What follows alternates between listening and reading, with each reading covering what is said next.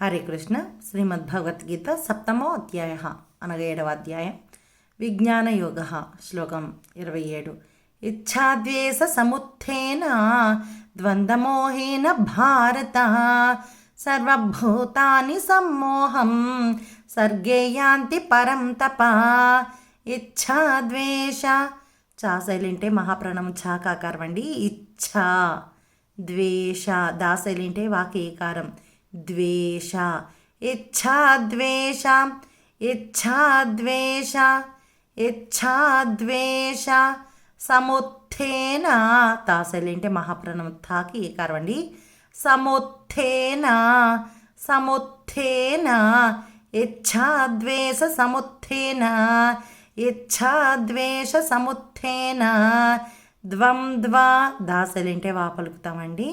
ద్వంద్ ద్వంద్వ ద్వంద్వ మోహేన ద్వంద్వమోహేన ద్వంద్వమోహేన భారత భారత ద్వంద్వమోహేన భారత ద్వంద్వమోహేన భారత సర్వ రాసైలింటే వా పలుకుతామండి. సర్వభూతాని సర్వభూతాని సర్వభూతాని సమ్మోహం మా సెల్లింటి మా ఒత్తికి ఓకారం అండి. సమ్మోహం సమ్మోహం సమ్మోహం సర్వభూతాని సమ్మోహం సర్వభూతాని సమ్మోహం సర్గే రాసెల్లింటి గాకి ఏకారం అండి.